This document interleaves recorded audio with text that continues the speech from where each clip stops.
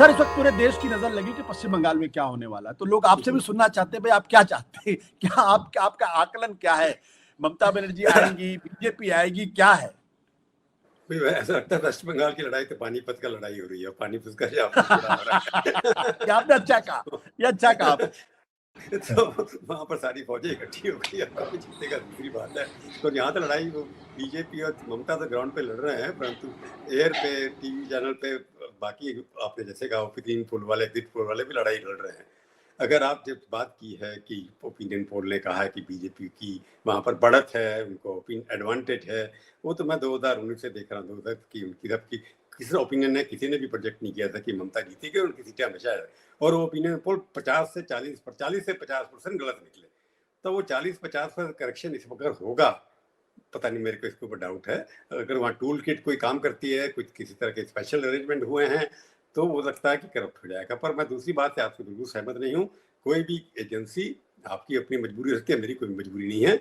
मेरी कोई भी क्रेडिबल एजेंसी यहाँ पर काम नहीं कर रही, क्योंकि सबके अपने बिजनेस इंटरेस्ट हैं। क्यों, जिसने भी कहा कि क्रेडिबल है, अगर आप 350 सीटें प्रेडिक्ट करते हैं लोकसभा में किसी के लिए, वहाँ 240 आती हैं, तो क्रेडिबल एजेंसी उसको नहीं कहा जाएगा। कई बार गलती हुई है। तो और दूसरा मैं भी ये कहूँ कि मैं साउथ इंडिया से आता हूँ, जो उन्होंने कास्ट डेटा दिया है वहाँ पर, मनियार कितने हैं, वो कितने हैं, ब्राह्मण कितने हैं, सारे एब्सोल्युटली बोगस। क्योंकि मैं देखता हूँ कि ब्राह्मण उन्होंने कहा 9% है, कहाँ थे 9% में, 1 ईयर उन्हें कम कर दिए, वो बढ़ा दिए। जो बीजेपी को सूट करते हैं या डीएम के खिलाफ कास्ट है, उनको बढ़ा दिया नंबर हैं। जो बाकी हैं एक्चुअल रियलिटी पर कास्ट फिगर ऑफिशियली अवेलेबल भी नहीं है, तो उनकी फिगर तो वैसे ही गलत है। तो इसलिए आप उसके ऊपर मैं जाना नहीं चाहता, क्योंकि मेरी पहले ही है कि ये एजेंसियां सिर्फ फसली बटरे हैं। जब फसल आती है इलेक्शन की, खड़े हो जाते हैं। 15 एजेंसी के नाम आ गए, एक दिन आए 5 के, दूसरे दिन 5-7 और खड़ी हो गई, जो टीएमसी की फेवर में आ गई, कुछ बीजेपी की फेवर में आ गई, कुछ और आ गई। तो एवरेज पोल ऑफ पोल बढ़ाने के लिए संख्या बढ़ानी थी, तो पोल ऑफ पोल निकालना शुरू कर दिया नया। पहले दिन पोल ऑफ पोल कुछ कहता था, दूसरे दिन पोल ऑफ पोल कुछ कहता है। तो मैं उसमें नहीं जाना चाहता। जब तुक्का लग जाता है, ठीक निकलेंगी, गलत निकलेंगी। जब हम लोग करते थे एग्जिट पोल, हमने सबसे पहले इंडिया टुडे में किया, जब गलत हो, बड़ी एजेंसी थी, मार्केट एजेंसी हमारे यहाँ मार्क काम करती थी, जब उनको लगा कि हम प्रेडिक्ट नहीं कर सकते, वो चुपचाप चले गए, छोड़ करके काम बंद कर दिया। दुराव सुरारी वाला सब करते थे, प्रणव करते थे, अब वो नहीं, उन्होंने भी एनडीटीवी में बंद कर दिया था। बाद में आपने देखा होगा, जब अपना चैनल देने से पहले उन्होंने ओपिनियन पोल सब बंद कर दिया था कि ये फ्रॉड है। और मैं ये भी जानता हूँ, मैं 4 तारीख के बाद नाम लेने वाला हूँ, किस एजेंसी का किस स्टेट गवर्नमेंट के साथ, किस पार्टी के साथ कमर्शियल संबंध है, क्या काम करते हैं वो सब, और मेरे पास फोटोग्राफ भी है उनकी मीटिंग करते हुए।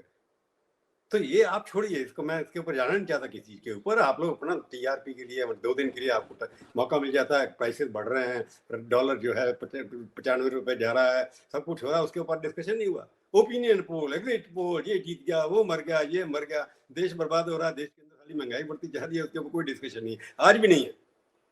अब 120 रुपए आपने सारे सिलेंडर बढ़ा दिए, ये कर दिया। पहले जमाने में डिस्कशन होती थी, अब ऑब्जेक्टिव डिस्कशन करिए। तो ये सब चीजें हैं। ओपिनियन पोल, एग्जिट पोल एक नया धंधा है, एक नया बिजनेस एंटरप्राइज है।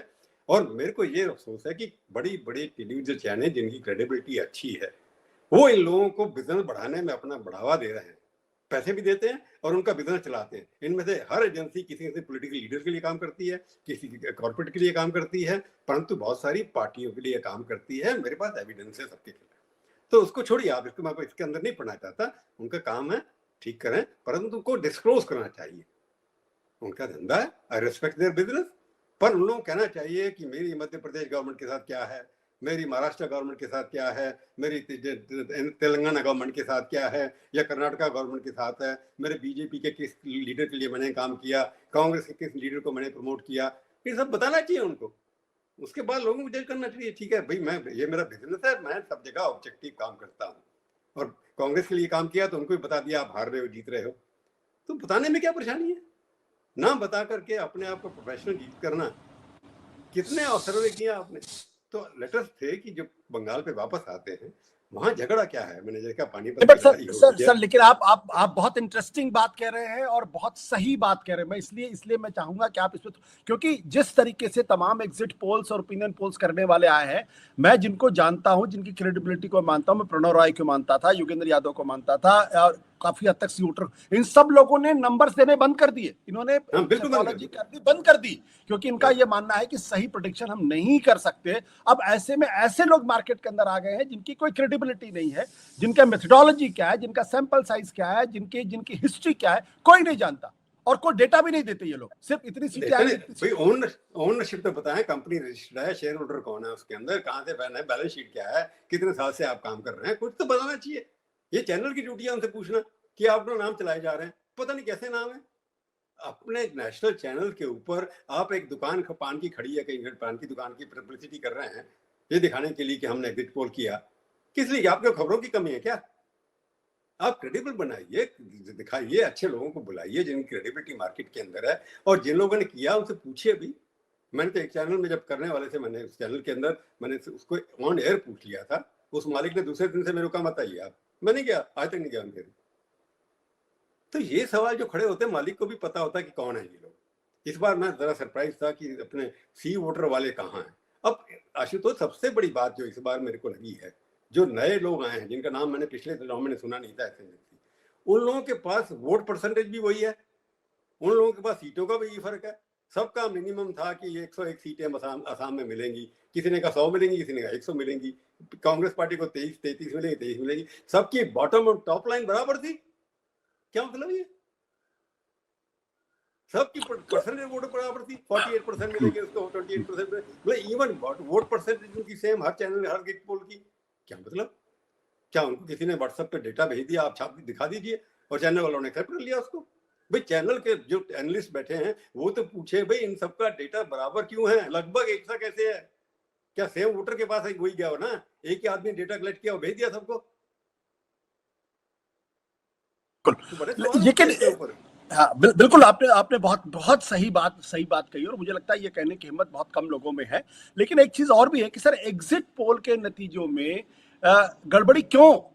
भाई उसके बाद तो नतीजे 2 दिन के अंदर आ जाए। ओपिनियन पोल से तो कम से कम समझ में आती है बात की, आप अगर ओपिनियन पोल देंगे तो चुनाव के दौरान प्रभावित होगा, लेकिन एग्जिट पोल पे क्यों नहीं? प्रभावित सवाल एग्जिट पोल की कई बार होता है कि मॉरल बढ़ाना अपने वर्कर्स का, कि हम जीत रहे हैं, हम जीत रहे हैं, हम जीत रहे हैं, हम जीत रहे हैं, और दूसरा डिफेंसिव पे डाल देना, क्योंकि तब तक वर्कर डिमोरलाइज होता है।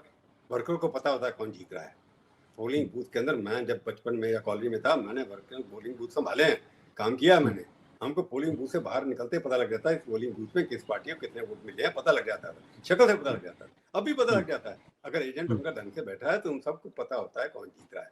परंतु एग्जिट पोल के अंदर इसलिए कह रहा था कि एक तो मैं फिर वही कह रहा हूँ, बिजनेस है, और टीवी चैनल्स के लिए एक न्यूज है कि कंटेंट बन रहा है उनको, जिसके अंदर बाकी चीज डिस्कस करने की जरूरत नहीं है।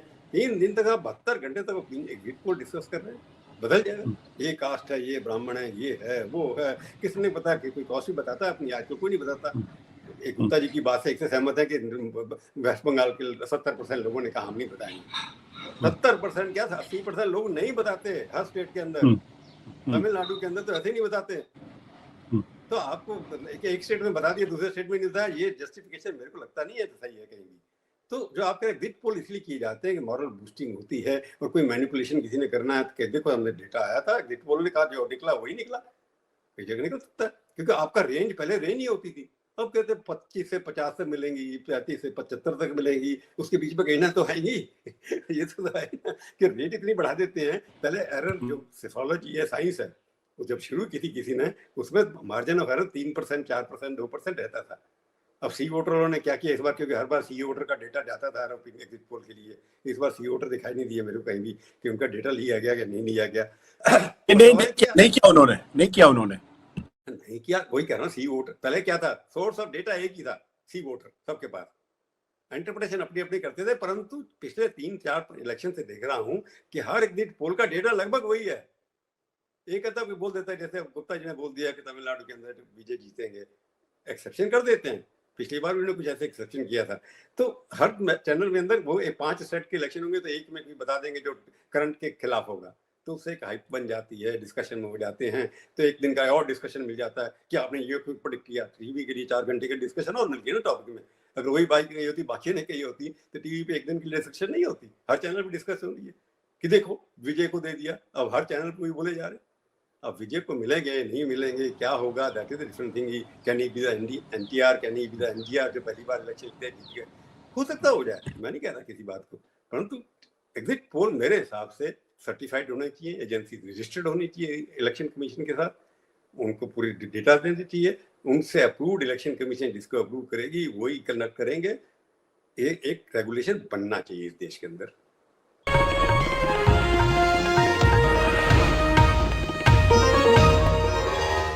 Copyright disclaimer under Section 107 of the Copyright Act 1976. Allowance is made for fair use for purposes such as criticism, comment, news reporting, scholarship, and research. Fair use is a use permitted by copyright statute that might otherwise be infringing.